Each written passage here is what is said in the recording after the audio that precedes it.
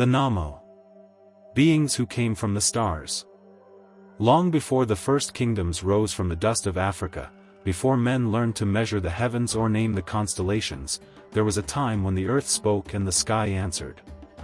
The rivers sang of secrets older than life itself, and the winds carried memories of beings who had crossed the vast oceans of stars to touch this world.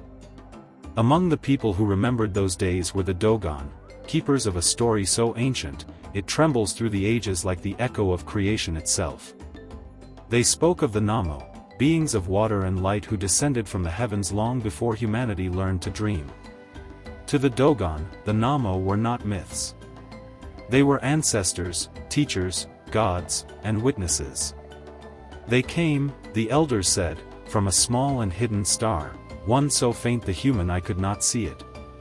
Yet they described it with such precision that modern science, thousands of years later, would confirm its existence. Sirius B, the invisible companion of the brightest star in our night sky. How could they have known?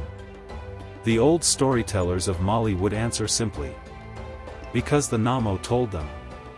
They say the Nommo did not come in fire or war. They arrived in water. A great roar shook the heavens, and the skies opened like a wound.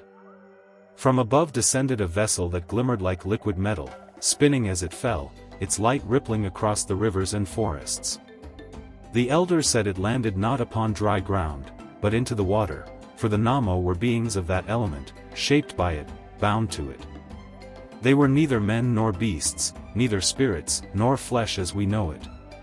Their skin shimmered like wet stone, their voices were songs of many tones, and their eyes glowed with the calm of the deep sea. The Dogon said they could breathe both air and water, and when they moved, they left trails of blue light, like rivers flowing backward toward the sky. The first humans who saw them were struck with awe and terror. They fell to their knees, believing they were in the presence of gods. But the Nommo did not seek worship. They sought understanding. They spoke of balance, of the unity between sky and soil, between man and spirit. They taught that the universe itself was made of vibration, that every sound, every thought, every drop of water was part of a vast, living rhythm. They said, to understand the world, you must listen. Not with the ear, but with the soul. At night, when the stars burned over the plains, the Nommo would point toward the heavens and trace invisible paths across the sky. They spoke of Sigi Tolo, the star from which they came, the home of life in another sea, another sky. They said their world was older than ours, and their people had watched over earth since its infancy. They had come not to conquer, but to awaken. Humanity, they said, was still a child of the cosmos, unaware of its potential, asleep in its dreams of survival. They came to teach us the laws of the universe, how matter sings, how water remembers, how the soul travels after death. And most of all, how to live in harmony with the rhythm of existence. For a time, the earth was silent and listened. The Dogon say that the Nommo chose one among the early humans, a woman of the river tribes, to be their bridge. She was called Yemia, though her name would take many forms across time and land. They said her spirit was pure water, her heart beat with the tides. She could hear the voices beneath the current and the whispers in the rain. The Nommo taught her their language, a language of sound and symbol, of wave and vibration. Through her, they spoke to humankind. She became the first priestess, the mother of the sacred waters, the one who guarded the covenant between heaven and earth. Through her line, the knowledge of the stars was passed down, hidden, encoded in stories and rituals, waiting for the time when mankind would remember again. But as all stories of light go, there was also darkness. Not all among the Nommo agreed with the mission. Some believed humanity was too young, too violent, too corrupted by desire. They warned that giving wisdom to a species still ruled by fear would bring imbalance, that knowledge without harmony breeds ruin. They were ignored. So one of them, whose name is lost to time, broke the law of his kind. He descended before the appointed time, bringing forbidden knowledge to those who hungered for power. He taught them to control fire, to melt metal, to call upon spirits not with reverence but with command. He was not evil, the elders say, only impatient. But impatience is the seed of chaos. The humans who learned from him built cities of pride and temples of gold. They enslaved the weak and declared themselves gods. And when the Nommo returned, they found their teachings twisted into tools of domination. The balance had been broken. The sky darkened again. Thunder rolled not from clouds but from the heavens themselves. The Nommo gathered at the waters, their forms glowing faintly beneath the storm. The air hummed with energy as they called upon the cosmic laws, the same laws that shaped the stars and bound galaxies together. From the rivers rose walls of water, from the ground, steam and light. And then, silence. When the storm cleared, the great cities were gone. Only the rivers remained, carrying whispers of what had been. The Dogon say that was the first flood. Not the one of Noah, but an older one that erased the arrogance of men who tried to be gods. The Nommo mourned, for they had not come to destroy but to heal. Yet they understood that sometimes, creation must be cleansed before it can grow again.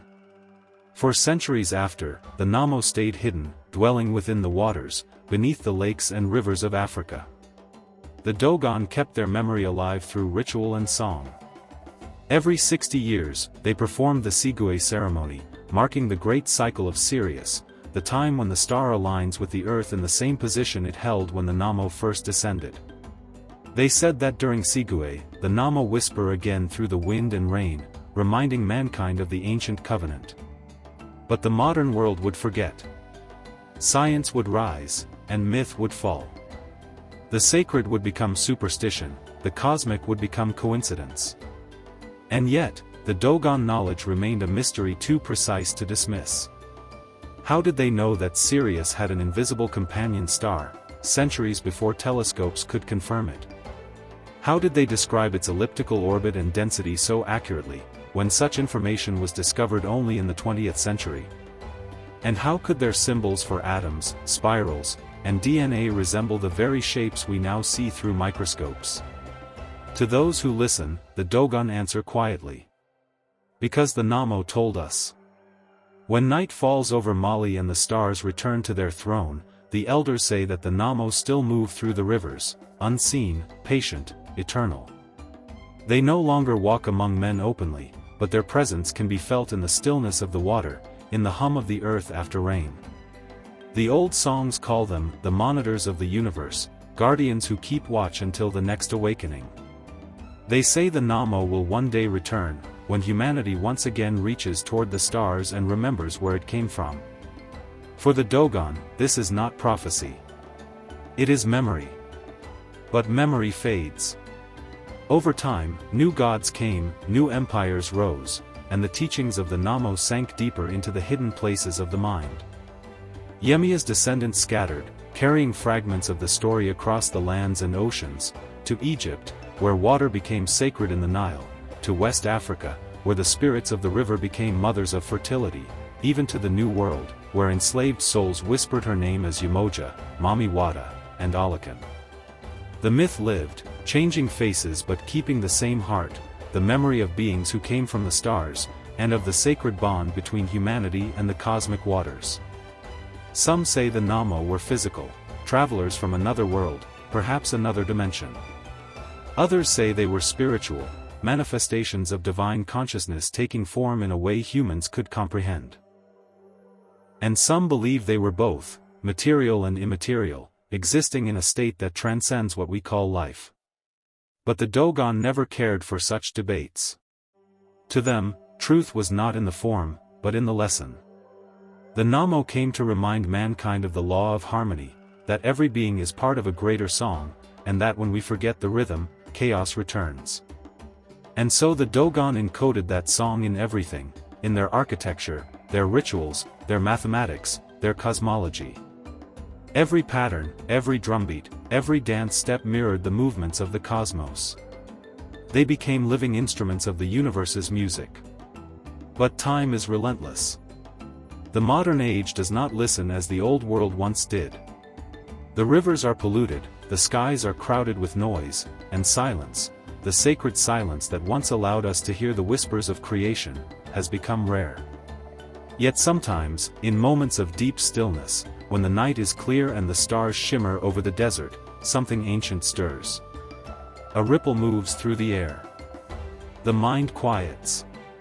And in that silence, a voice, gentle and distant, seems to speak. Remember who you are. Perhaps it is only imagination. Or perhaps it is memory, the same memory the Dogon have kept alive for thousands of years. The memory of beings who once crossed the sea of stars to awaken the first dreamers of Earth. The Nommo. Part 2. They say time is a circle, a vast river flowing endlessly through the realms of being. And though the waters change, the current remembers. The Dogon tell that memory itself is sacred, for it is through remembering that the Nommo still live.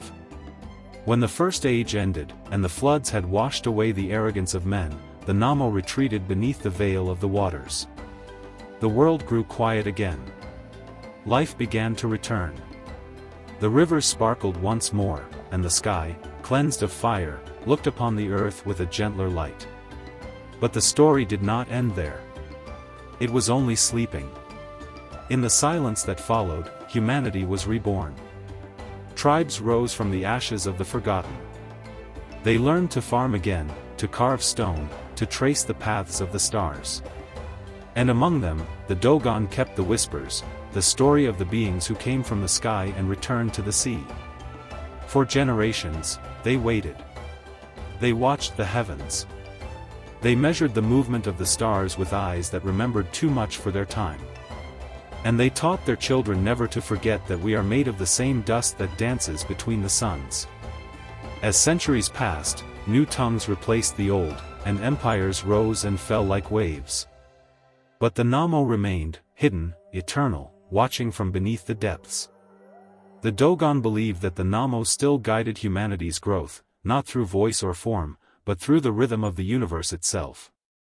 They said that when humanity began to hear again, when the noise of pride fell silent, the Nommo would rise once more, not from the rivers, but from the light.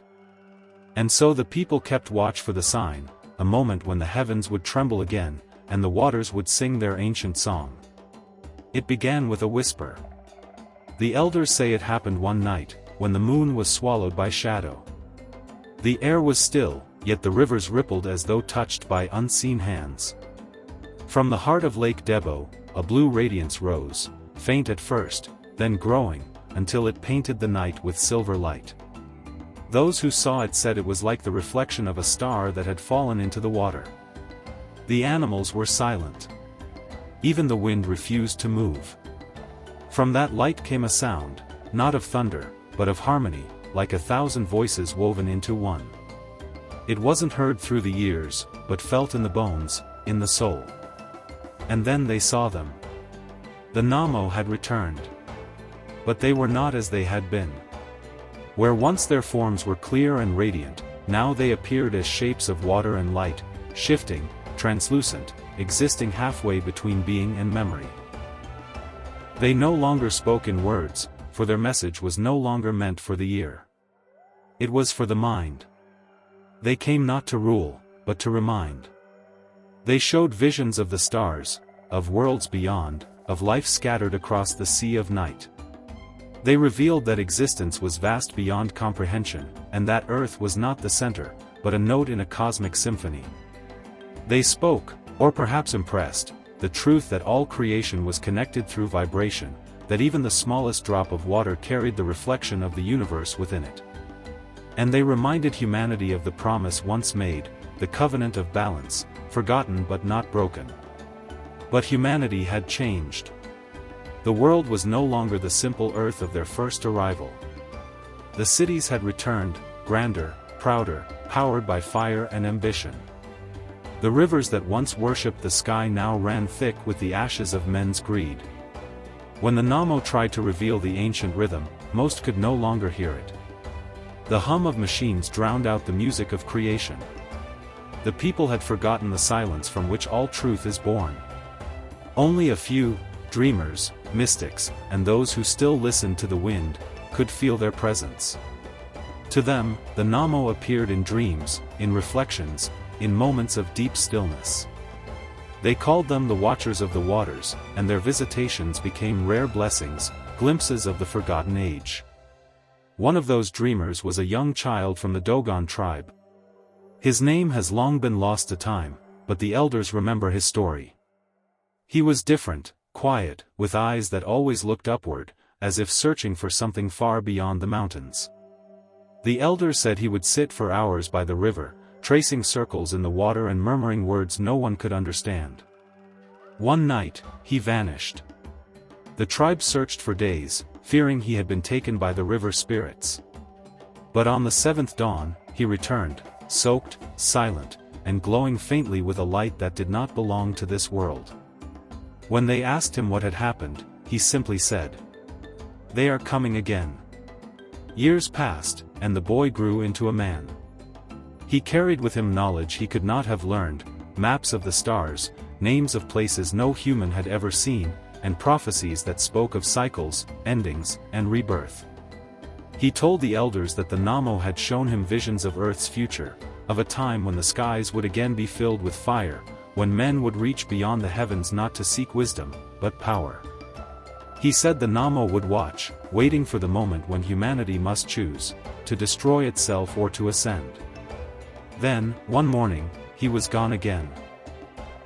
This time for good. Some said he returned to the waters. Others said he became one with the stars. The Dogon never saw him again, but his words remained. They will return when the world forgets how to listen. Centuries later, the world indeed forgot. The Dogon lands fell under the shadow of time and conquest. The sacred ceremonies grew faint, the old symbols faded into memory. Yet, even as modern science spread across the globe, something strange happened. The world rediscovered Sirius. Astronomers, peering into the heavens with their new instruments, found exactly what the Dogon had spoken of thousands of years before: a second, invisible star orbiting Sirius, a small, dense white dwarf, unseen by the naked eye. The world was astonished. How could a remote African tribe have known this long before telescopes existed? Some called it coincidence.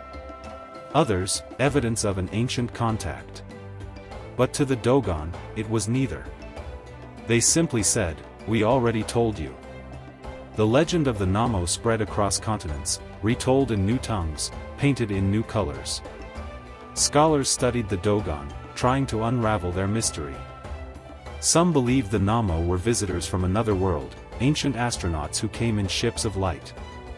Others said the story was symbolic, a reflection of humanity's first understanding of creation. But the elders smiled and said, "It is both and neither." For in their eyes, the Nommo were not aliens, nor gods, nor metaphors. They were truth, the living link between the heavens and the waters, between creation and consciousness. They existed because we remembered them. And as long as memory flows, the Nommo never die. There is a saying among the Dogon: when man forgets the stars, the waters will rise again. Perhaps it is prophecy, or perhaps warning. They believed the Nommo would one day return, not in bodies of water and light, but through the awakening of human understanding, when science and spirit finally meet, when the rhythm of the cosmos is heard once more through both reason and faith. They said the day of return would come when the world begins to listen again, when silence becomes sacred, and the noise of pride is washed away. Even now, when the rains fall across Mali, the elders listen. They say that if you stand by the river during the first thunder, you can hear the song of the Nommo beneath the storm, a vibration too deep for the ear, yet known by the soul. Some hear it as a hum. Others as a pulse. But those who truly remember hear words. We are the water, and we are the stars. You are both. The story ends where it began, in water, in light, in the endless dance between the seen and unseen. The Dogon still teach their children to look up at Sirius, to trace the invisible star beside it, and to remember that knowledge does not belong to time. Because the Nommo were never truly gone. They simply wait for us to remember the silence. When the storyteller finishes, he looks to the fire. The flames flicker like distant stars, and the listeners sit in stillness, no one speaks. For in that silence, something ancient seems to awaken. It is not fear, nor wonder, but recognition. The water remembers. And so does the soul.